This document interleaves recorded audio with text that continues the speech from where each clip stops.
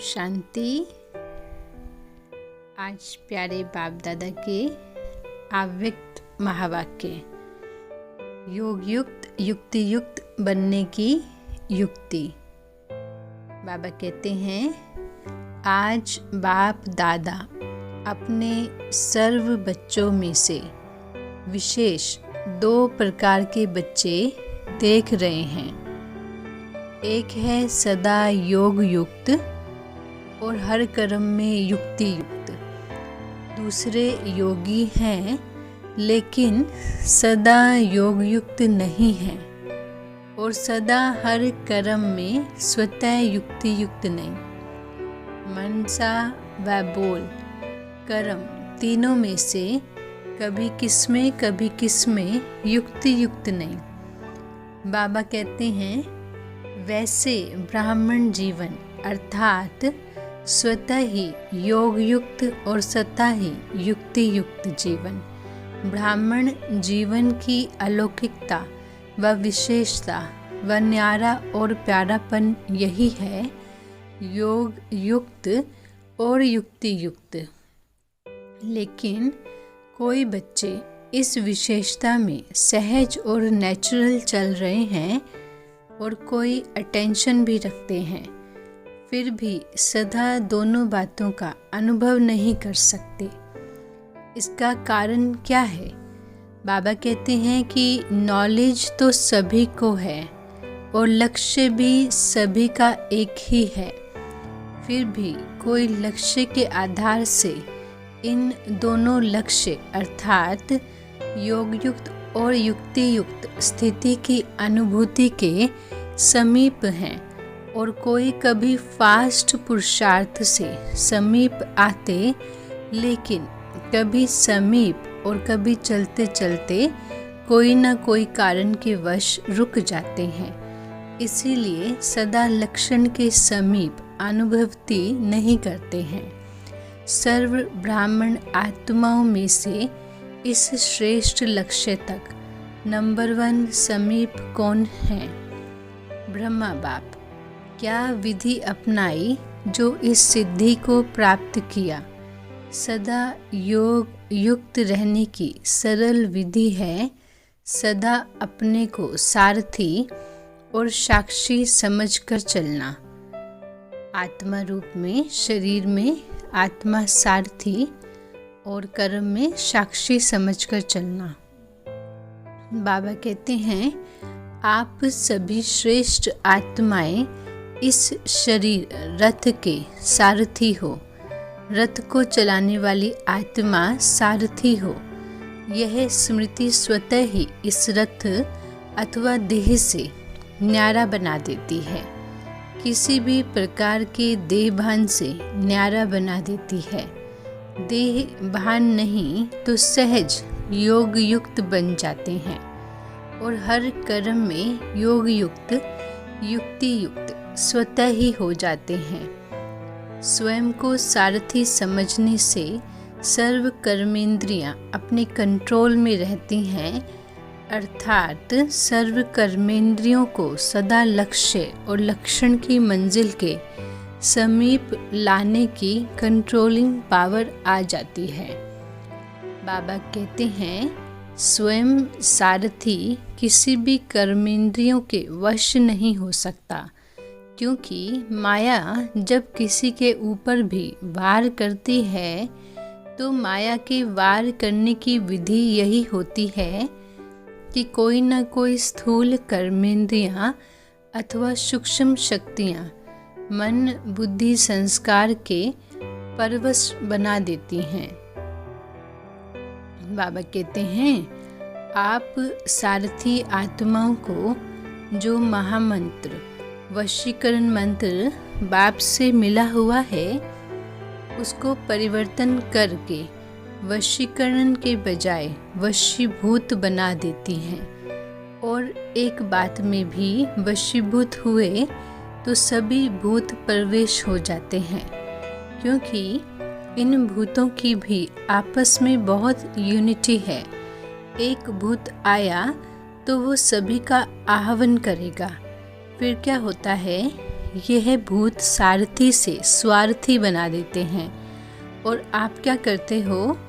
जब सारथीपन की स्मृति में आते हो तो भूतों को भगाने की युद्ध करते हो।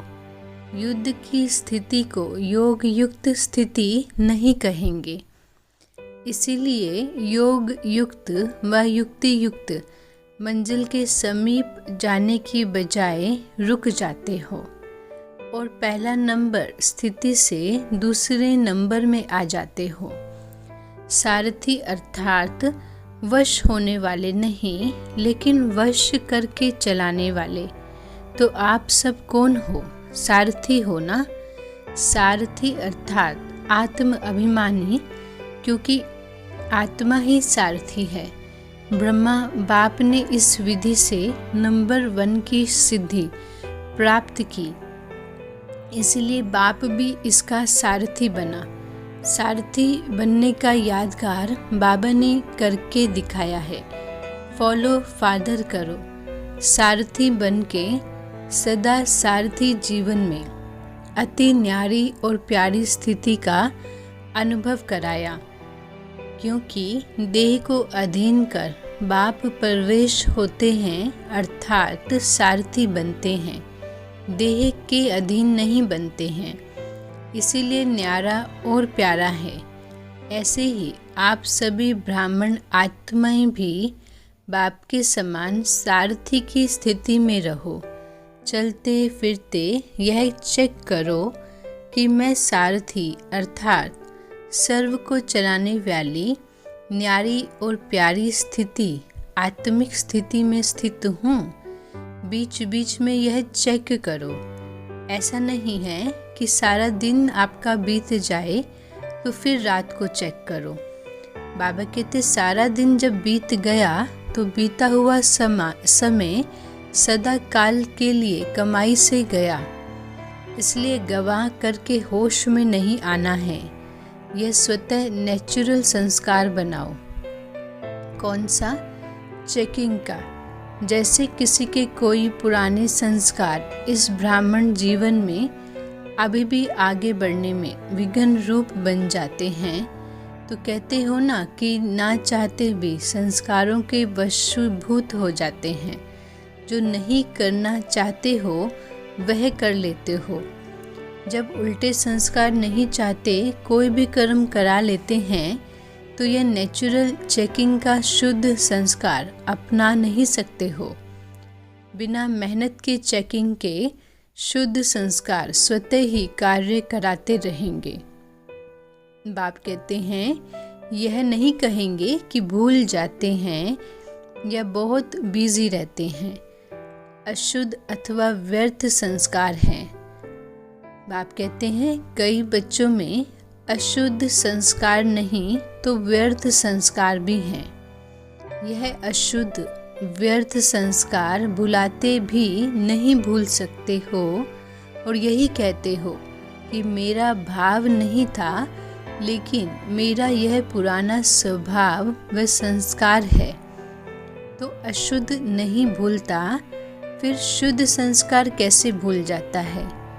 तो सारथीपन की स्थिति स्वतः ही सब उन्नति के शुद्ध संस्कार इमर्ज करती है और नेचुरल समय प्रमाण सहज चेकिंग होती रहेगी।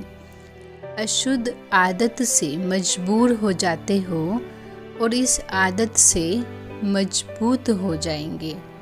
तो सुना सदा योग युक्त युक्ति युक्त रहने की विधि क्या हुई? सारथी बनकर चलना। बाप कहते हैं सारथी स्वतः ही साक्षी होकर कुछ भी करेंगे, देखेंगे, सुनेंगे। साक्षी बनकर देखने, सोचने, करने सब में सब कुछ करते भी निर्लेप रहेंगे, अर्थात माया के लेप से न्यारे रहेंगे। तो पाठ पक्का किया ना।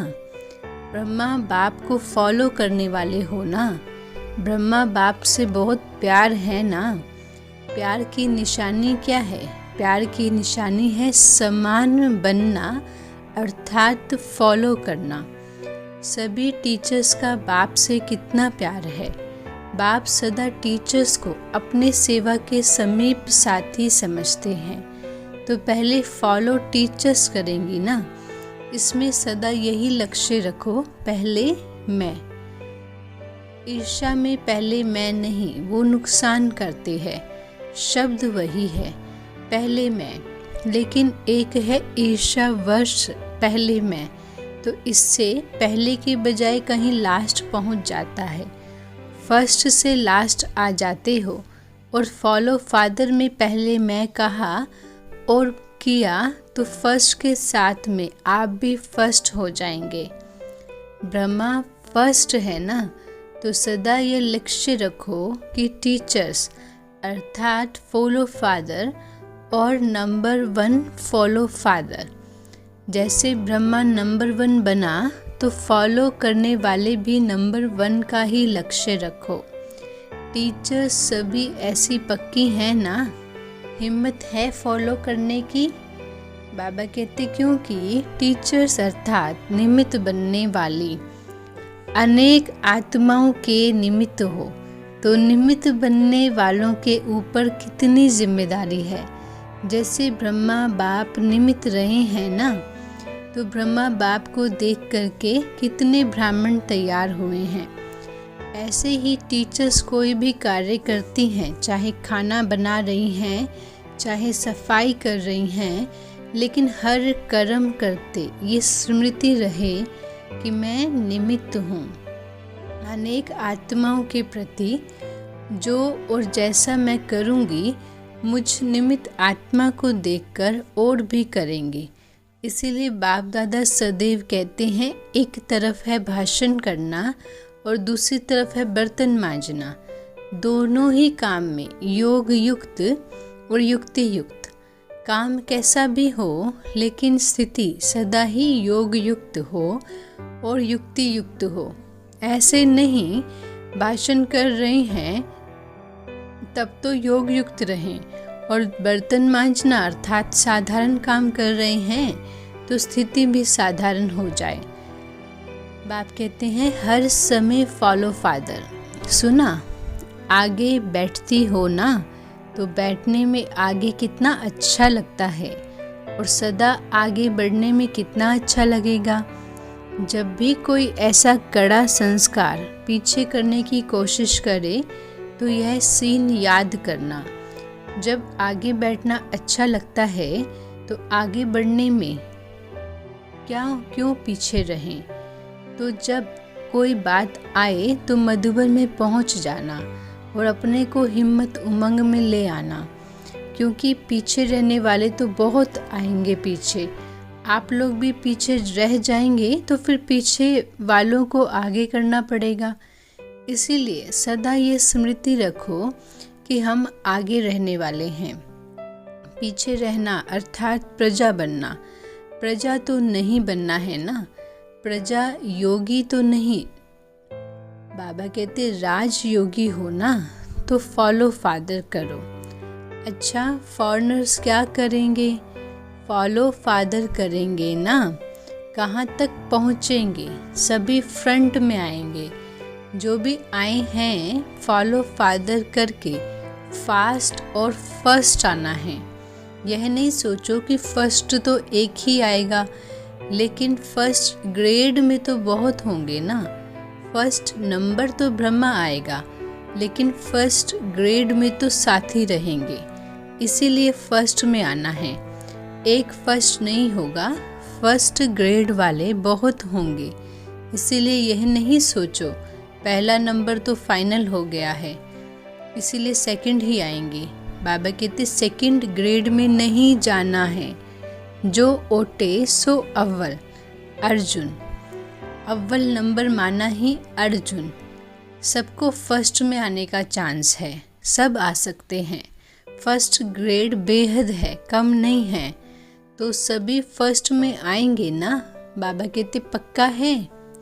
अच्छा, सदा ब्रह्मा बाप को फॉलो करने वाले, सदा स्वतः योग युक्त युक्ति युक्त रहने वाले, सदा सारथी बन कर्मेंद्रियों को श्रेष्ठ मार्ग पर चलाने वाले, सदा मंजिल के समीप रहने वाले ऐसे सर्वश्रेष्ठ आत्माओं को बाप दादा का याद, प्यार और नमस्ते।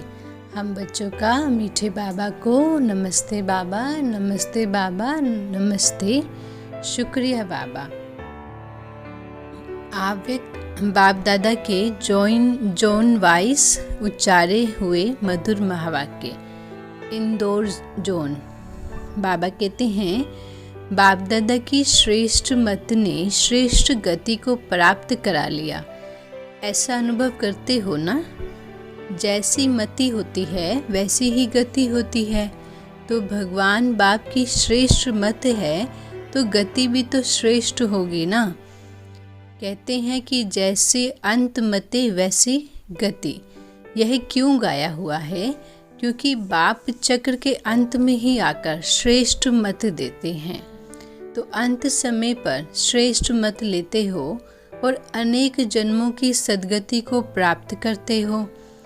इस समय बेहद की अंत मते सो गति श्रेष्ठ हो जाती है। तो इस समय का ही यादगार भक्ति में चला आता है। एक जन्म की श्रेष्ठ मत से कितने जन्म तक श्रेष्ठ गति प्राप्त करते हो। सब यादगार इस संगम युग के ही हैं। यादगार क्यों बने हैं? क्योंकि इस समय याद में रहकर कर्म करते हो। हर कर्म का यादगार बन गया। आप अमृत वेला विधि पूर्वक उठते हो तो देखो आपके यादगार चित्रों में भी विधि पूर्वक उठाते हैं। कितना प्यार से उठाते हैं तो जड़ चित्र, लेकिन कितना दिल से स्नेह से उठाते हैं। उठाते भी हैं तो खिलाते भी हैं, सुलाते भी हैं। क्यों? क्योंकि आप इस समय सब याद के विधि पूर्वक करते हो। खाना भी विधि पूर्वक खाते हो, भोग लगाकर खाते हो ना, या जैसे है वैसे ही खा लेते हो? ऐसे तो नहीं है ना, किसी को खाना देना है इसलिए जल्दी जल्दी में भोग नहीं लगाया। बाबा कहते, अगर किसको देना भी है, कोई मजबूरी है, तो भी पहले अलग हिस्सा ज़रूर निकालो। ऐसा नहीं किसी को खिलाकर पीछे भोग लगाओ। विधि पूर्वक खाने से ही सिद्धि प्राप्त होती है, खुशी होती है, निरंतर याद सहज रहती है। तो अमृत वेले से लेकर रात तक जो भी कर्म करो, याद के विधि पूर्वक करो, तब हर कर्म की सिद्धि मिलेगी। सिद्धि अर्थात प्रत्यक्ष फल प्राप्त होता रहेगा। सबसे बड़े ते बड़े सिद्धि है प्रत्यक्ष फल के रूप में अतीन्द्रिय सुख की अनुभूति होना। सदा सुख की लहरों में, खुशी की लहरों में लहराते रहेंगे। पहले प्रत्यक्ष फल मिलता है, फिर भविष्य फल मिलता है। इस समय का प्रत्यक्ष फल अनेक भविष्य जन्मों के फल से श्रेष्ठ है। अगर अभी प्रत्यक्ष फल नहीं खाया तो सारे कल्प में कभी भी प्रत्यक्ष फल नहीं खाया।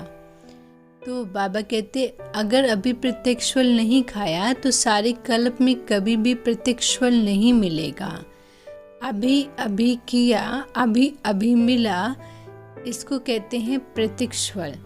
सत्युग में भी जो फल मिलेगा वो इसी जन्म का मिलेगा, दूसरे जन्म का नहीं।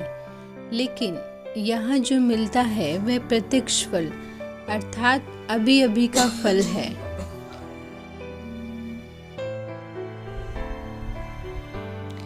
बाप कहते हैं, यह प्रत्यक्ष फल अच्छा लगता है ना? तो बाबा कहते, लेकिन यहाँ जो मिलता है वह प्रत्यक्ष फल अर्थात अभी अभी का फल है। तो प्रत्यक्ष फल से वंचित नहीं रहना, सदा ही फल खाते रहना। बाबा कहते, ये प्रत्यक्ष फल अच्छा लगता है ना?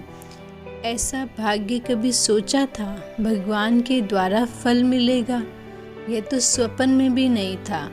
तो जो बात ख्याल ख्वाब में नहीं हो और वो हो जाए तो कितनी खुशी होती है। आजकल की अल्पकाल की लॉटरी आती है ना, तो भी कितनी खुशी होती है। और यह प्रत्यक्ष फल सो भविष्य फल हो जाता है।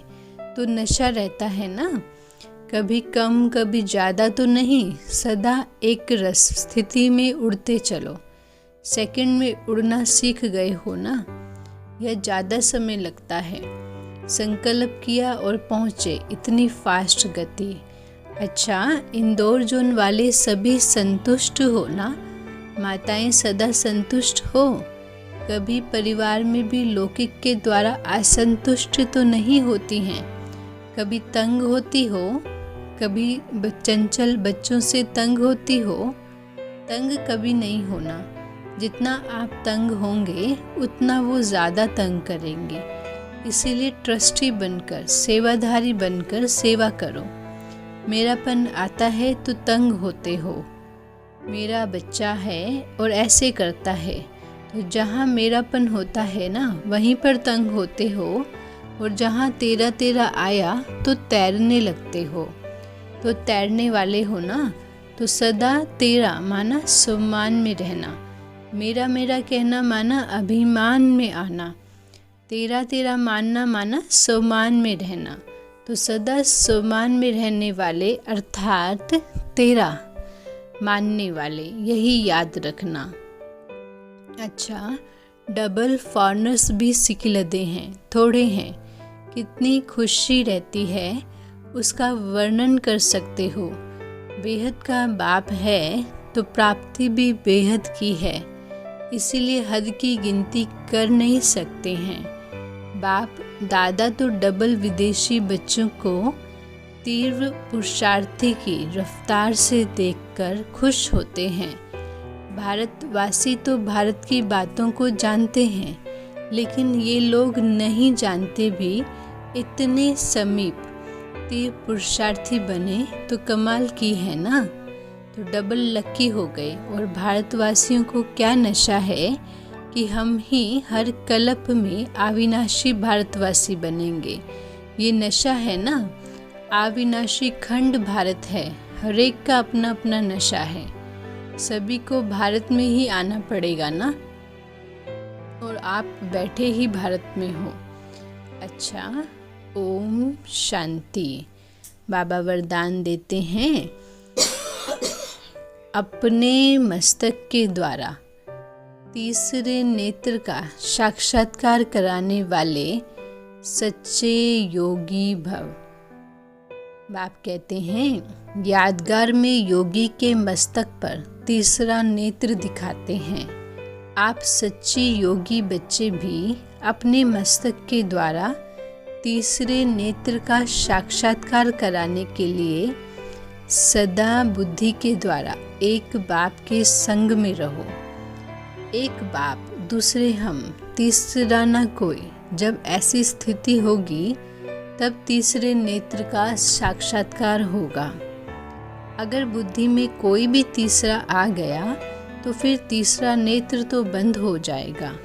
इसलिए सदैव तीसरा नेत्र खुला रहे। इसके लिए याद रखना कि तीसरा ना कोई।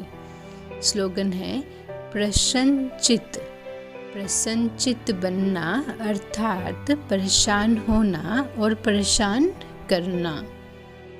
ओम शांति।